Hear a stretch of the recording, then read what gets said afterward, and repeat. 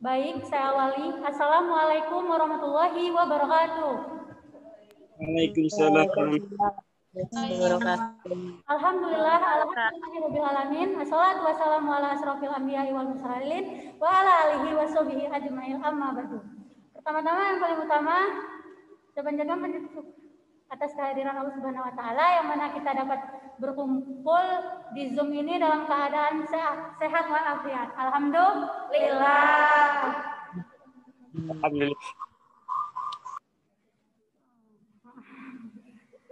Baik, untuk menyingkat waktu, saya akan memperkenalkan kelompok-kelompok saya. Yang pertama, di sini saya akan memperkenalkan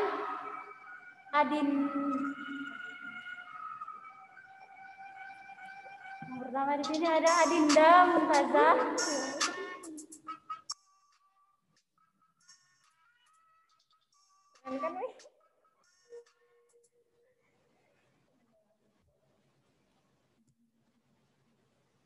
Baik, selanjutnya pemateri yang pertama akan disampaikan oleh rekan saya Adinda Muntazah. Kepada Adinda Muntazah saya persilakan.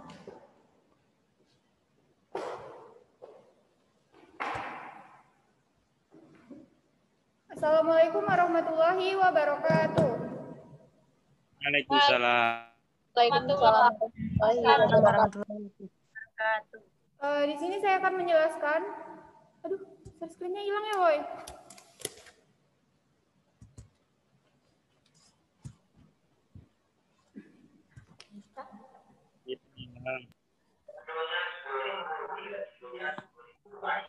Tentang pengertian gelombang. Jadi gelombang adalah getaran yang merambat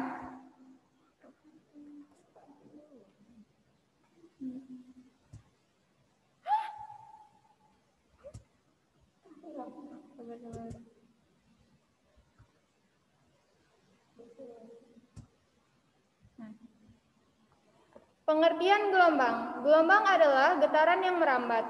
Jadi di setiap titik yang dilalui gelombang terjadi getaran dan getaran tersebut berubah fasenya sehingga tampak sebagai getaran yang merambat. Yang kedua, pengertian bunyi. Bunyi atau suara merupakan salah satu fenomena fisika yang selalu kita alami sehari-hari. Bunyi atau suara adalah gelombang longitudinal yang merambat melalui medium yang dihasilkan oleh getaran mekanis dan merupakan hasil dari perambatan energi.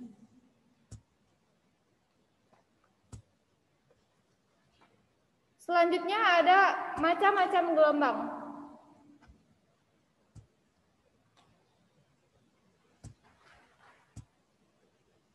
Gelombang yang pertama adalah gelombang transversal. Jadi gelombang transversal adalah gelombang yang arah getarnya tegak lurus terhadap arah rambatnya. Perhatikan ilustrasi berikut ini. Ada sebuah tali lurus yang posisinya secara horizontal dan ujung sebelah kiri terhubung oleh osilator. Ketika osilator bergerak naik turun, maka gelombang transversal akan merambat dari kiri ke kanan. Nah, gerakan ini osilator tegak lurus dengan arah rambatnya gelombang. Dalam gelombang transversal terdapat beberapa nama atau perumpamaan. Yang pertama, puncak gelombang adalah puncak tertinggi dari gelombang.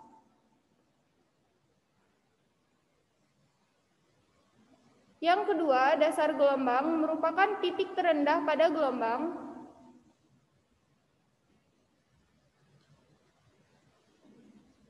Titik setimbang merupakan titik yang dijadikan acuan pada gelombang.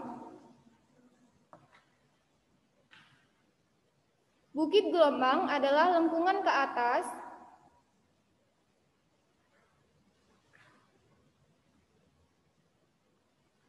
Lembah gelombang adalah lengkungan ke bawah.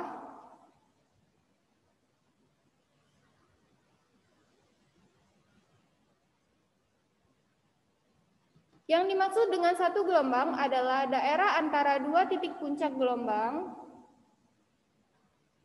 dua titik lembah pada gelombang, dan juga tiga titik setimbang. Nah, untuk menganalisa lebih lanjut, kita tempatkan gelombang transversal pada koordinat kartesius 2 dimensi, di mana titik setimbang berada pada sumbu X dan osilator berada pada sumbu Y. Di sini dapat kita ketahui bahwa panjang gelombang sering disimbolkan dengan lambda dalam satuan meter. Simpangan adalah titik pada gelombang ke titik setimbang ke titik acuan. Amplitudo merupakan titik pada puncak gelombang ke titik acuan, disimbolkan dengan A.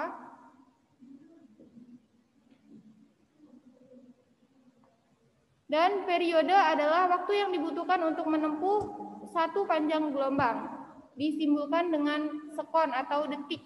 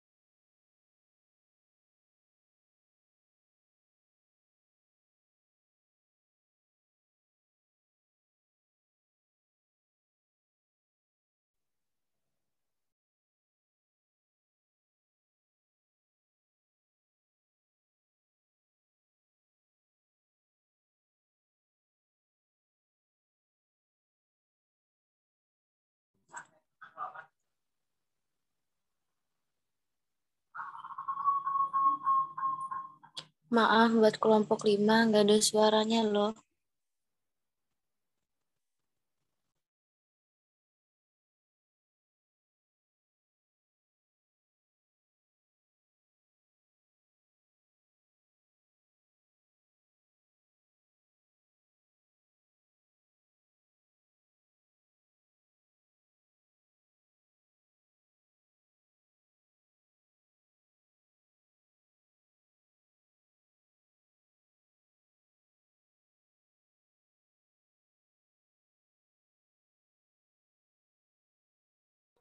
Kelompok 5 nggak ada suara. Nggak ada suaranya.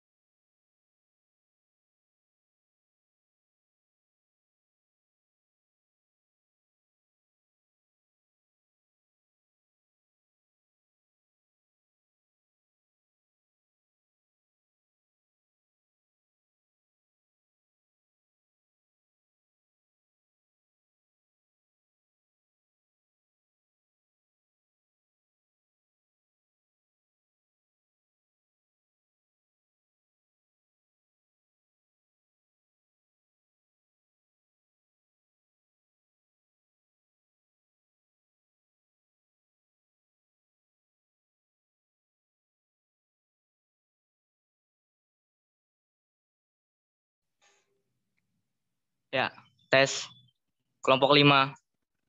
Tolong kelompok 5 dicek lagi jaringannya. Suaranya nggak ada ini.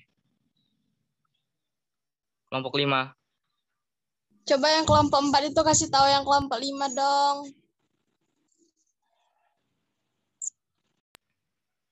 Ya, tolong kalau ada yang di dekat sama kelompok 5 dikasih tahu.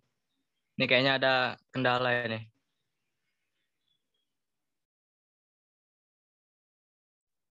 Kelompok 4 kan di kampus toh? Iya, coba kasih tahu sama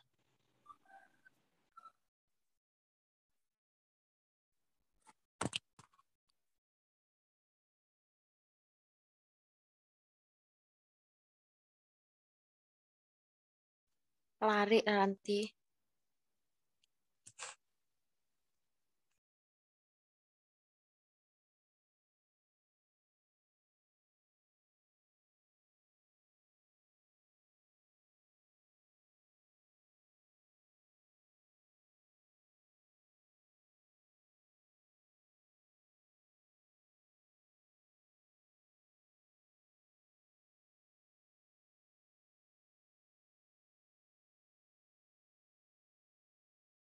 Yang belum Dita aja.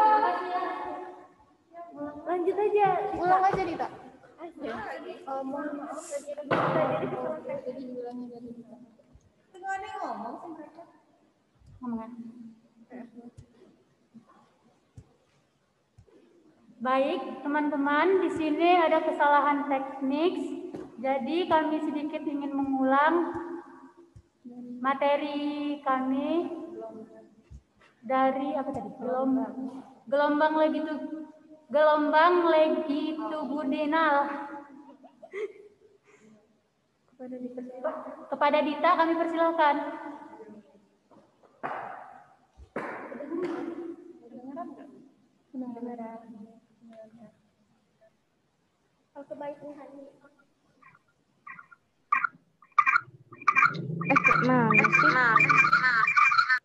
Yang lain tolong di-mute ya teman-teman. Di sini saya akan menjelaskan materi tentang gelombang longitudinal. Gelombang longitudinal adalah gelombang yang arah getarnya sejajar dengan arah rambat. Di sini ada contoh gambar pegas. Ketika pegas digetarkan ke arah depan, maka arah rambatnya juga ke arah depan. Itulah makanya gelombang longitudinal disebut gelombang yang arah rambatnya sejajar dengan arah getarnya.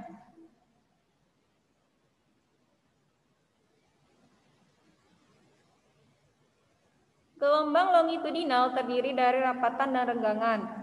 Satu gelombang longitudinal terdiri atas satu rapatan dan satu renggangan.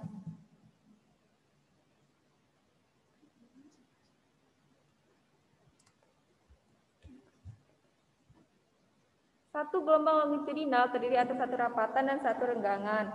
Gambar tersebut memiliki dua gelombang longitudinal yang berarti mempunyai dua rapatan dan dua renggangan.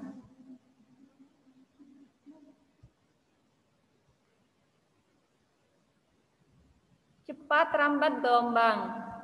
Gelombang yang merambat dari ujung satu ke ujung lainnya memiliki kecepatan tertentu dengan menempuh jarak tertentu dalam waktu tertentu pula. Rumusnya, Pi sama dengan S per T sama dengan lambda dikali F sama dengan lambda per T. Keterangan, Pi sama dengan cepat rambat gelombang, satuan meter per sekon, F sama dengan frekuensi satuan Hertz, S sama dengan jarak satuan meter, lambda sama dengan panjang gelombang satuan meter, T sama dengan periode satuan sekon, T sama dengan waktu merambat satuan sekon. Sekian dari saya kembalikan ke moderator. Selanjutnya pemateri yang ketiga akan disampaikan oleh rekan saya Rizka. Kepada Rizka saya persilakan.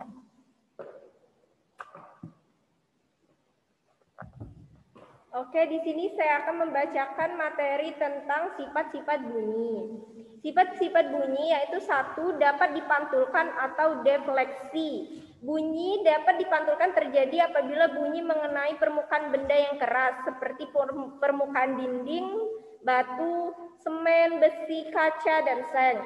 Dua, yaitu dapat dibiaskan atau deviasi, yaitu refleksi adalah pembelokan arah lintasan gelombang setelah melewati bidang batas antara dua medium yang berbeda.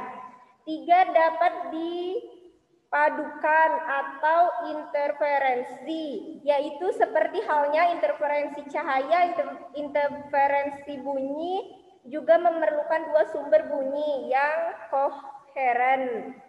Empat, yaitu dapat dilenturkan, yaitu difraksi. Yaitu difraksi adalah peristiwa peristiwa pelenturan gelombang bunyi ketika melewati suatu celah sempit. Syarat adanya bunyi. Syarat adanya bunyi yaitu satu, sumber bunyi. Sumber bunyi yaitu benda-benda yang dapat menghasilkan bunyi disebut sumber bunyi. Dua, ada zat perantaran atau medium. Gelombang bunyi merupakan gelombang longitudinal yang tidak tampak. Bunyi hanya dapat merambat melalui medium perantara. Tiga, pendengar. Pendengar yaitu bunyi dapat didengar apabila ada pendengar manusia dilengkapi indera pendengar yaitu telinga sebagai alat pendengar. Terima kasih atas penjelasan saya. Saya kembalikan ke moderator. Terima kasih. Selanjutnya pemateri yang keempat akan disampaikan oleh rekan saya Levi. Kepada Levi saya persilakan.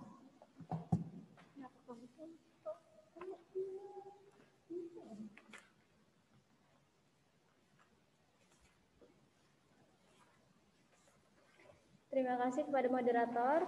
Di sini saya akan menjelaskan tentang frekuensi bunyi. Frekuensi bunyi dibagi menjadi 3, yaitu infrasonik. Infrasonik itu adalah bunyi yang frekuensinya di bawah 20 Hz. Dan yang kedua itu ada audiosonik. Audiosonik adalah bunyi yang frekuensi antara 20 sampai 20.000 Hz. Dan yang ketiga ada ultrasonik. Ultrasonik adalah bunyi yang frekuensinya di atas 20.000 Hz. Di sini ada 4 manfaat gelombang. Yang pertama ada kelelawar. Gelombang ultrasonik yang dipancarkan mengetahui jarak suatu benda terhadap dirinya berdasarkan selang waktu yang diperlukan oleh gelombang pancar untuk kembali ke kelelawar. Yang kedua, mengukur kedalaman laut atau kedalaman gua, yang teknik pantulan pulsa ultrasonik dapat dimanfaatkan untuk mengukur kedalaman laut di bawah kapal. Dan yang ketiga, untuk mendeteksi kerusakan logam. Selain dimanfaatkan untuk mengetahui kedalaman laut dan gua, gelombang ultrasonik juga dimanfaatkan untuk mendeteksi kerusakan logam yang berada di dalam tanah. Dan yang keempat adalah penggunaan dalam bidang kedokteran, di mana dipakai untuk pemeriksaan untuk melihat bagian dalam tubuh manusia dengan menggunakan pulsa ultrasonik yang dinamakan dengan USG atau ultrasonografi.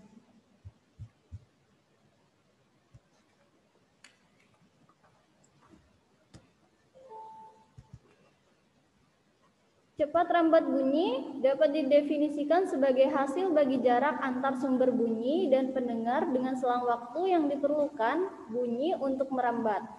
Secara matematis dapat dituliskan di mana V sebagaimana kecepatan dan S yang artinya jarak sumber bunyi dan pendengar, dan T sama dengan waktu bunyi merambat, sedangkan V sama dengan S per T. Cepat rambat bunyi juga memiliki karakteristik bunyi. Yang pertama itu nada. Nada berdasarkan keteraturan frekuensinya, bunyi dapat dibedakan menjadi nada dan desah. Nada adalah bunyi yang frekuensinya teratur, misalnya bunyi berbagai alat musik. Sedangkan desah adalah bunyi yang frekuensinya tidak teratur, misalnya bunyi daun tertiup angin dan bunyi gemuruh ombak. Dan yang kedua ada warna bunyi atau timbre. Nada yang dihasilkan oleh musik mempunyai karakteristik tertentu, sehingga kita dapat dengan mudah membedakan nada yang dihasilkan oleh piano dan gitar.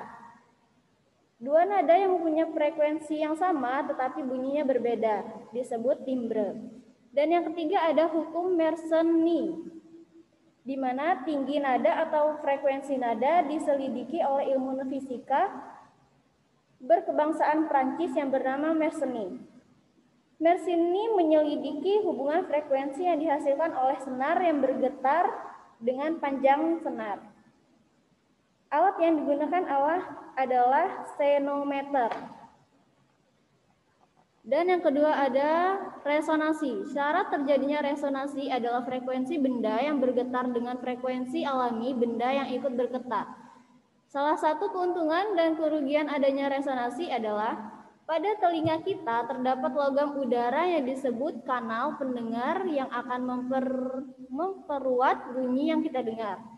Dan yang kedua adalah salah satu contoh kerugian akibat resonansi yaitu suara tinggi seorang penyanyi dapat memecahkan gelas yang berbentuk piala karena gelas beresonansi. Sekian penjelasan yang dapat saya sampaikan. Kepada moderator saya persilahkan. Baik, terima kasih. Untuk materi yang terakhir akan disampaikan oleh Mirna. Kepada Mirna saya persilakan.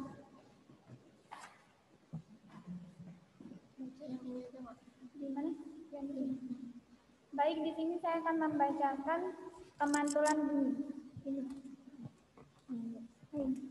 Gelombang bunyi dapat dipantulkan dan diserap. Sebagian besar bunyi dipantulkan jika mengenai permukaan benda yang keras. Sebaliknya, sebagian besar bunyi akan diserap jika mengenai permukaan benda yang lunak. Benda-benda teredam bunyi.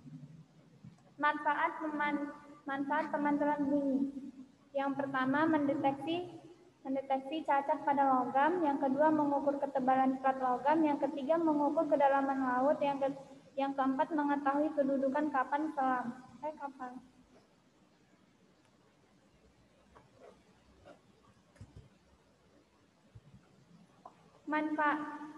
Manfaat gelombang bunyi dalam kehidupan. Yang pertama, gelombang air laut untuk menggerakkan turbin.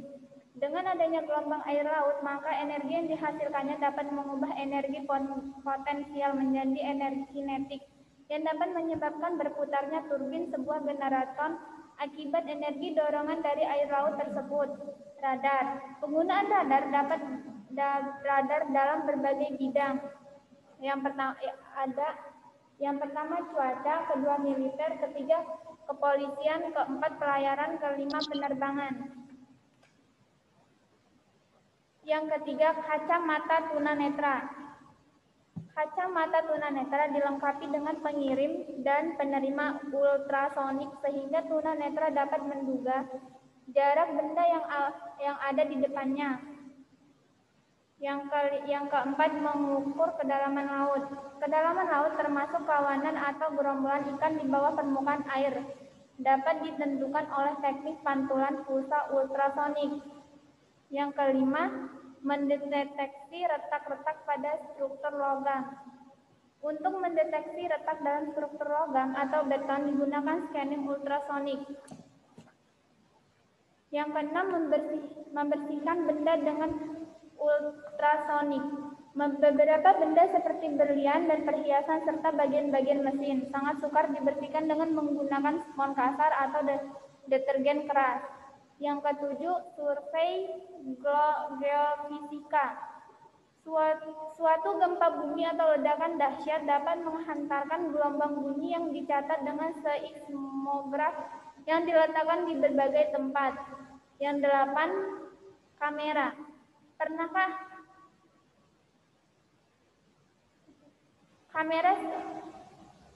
kamera seperti ini pasti menggunakan sonar. Sekian penjelasannya, saya kembalikan ke moderator. Baik, itu saja materi yang dapat kami sampaikan.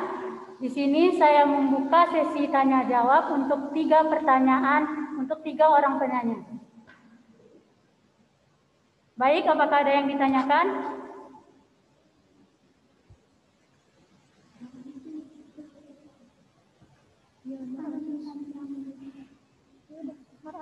Ya udah 500.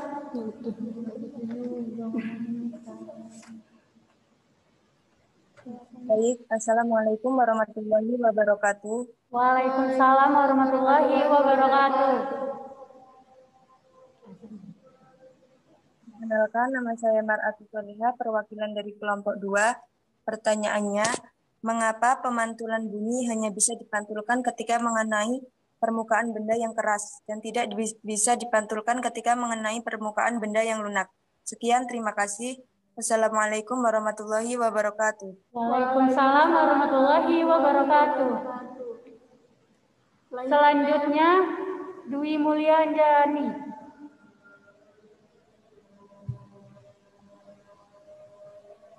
Assalamualaikum warahmatullahi wabarakatuh. Waalaikumsalam warahmatullahi wabarakatuh. Perkenalkan, nama saya Dwi Mulia Anjani dari perwakilan dari kelompok 1. Pertanyaannya, bagaimana proses bunyi hingga dapat terdengar oleh telinga?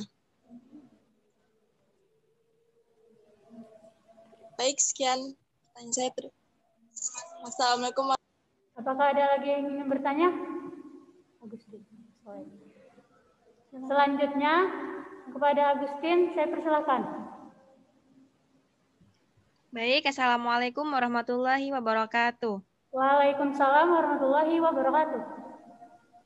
Di sini saya Agustin Adelia, perwakilan dari kelompok 4. Pertanyaan saya, mengapa pukulan batu masih terdengar sedangkan sudah berada di dalam air? Mungkin cukup sekian. Saya tutup. Wassalamualaikum warahmatullahi wabarakatuh. Waalaikumsalam warahmatullahi wabarakatuh.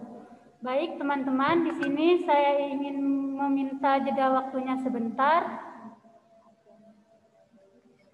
untuk berdiskusi. Baik, terima kasih.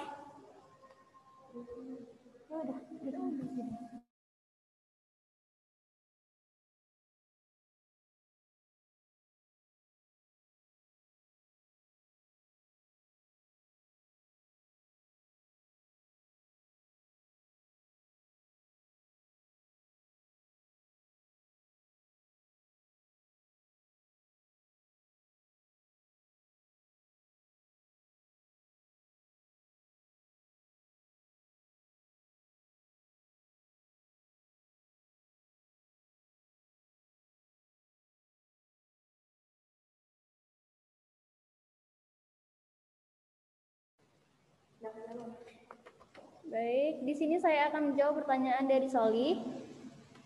Mengapa pemantulan bunyi hanya bisa dipantulkan ketika mengenai permukaan benda yang keras, dan mengapa pemantulan bunyi tidak bisa dipantulkan ketika mengenai permukaan benda yang lunak? Jawabannya adalah karena bunyi yang mengenai benda dengan permukaan lunak akan diserap oleh benda lunak tersebut. Sedangkan bunyi yang mengenai benda dengan permukaan keras akan mengalami pemantulan bunyi. Itu saja yang dapat saya sampaikan. Apakah bisa diterima, Soli?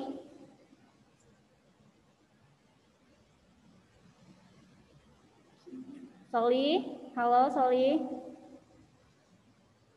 Ya, mungkin Soli lagi terkendala oleh sinyal. Saya kembalikan kepada moderator. Pada moderator saya persilahkan.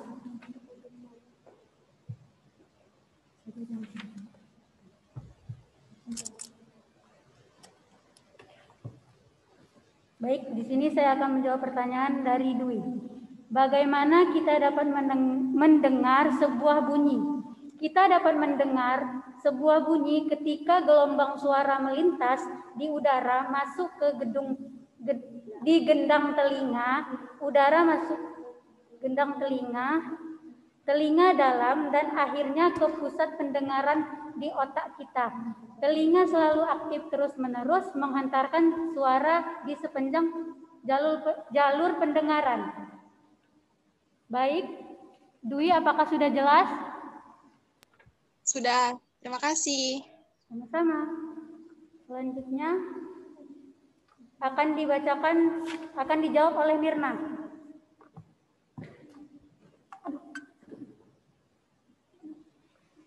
Baik, saya akan menjawab pertanyaan dari Aca.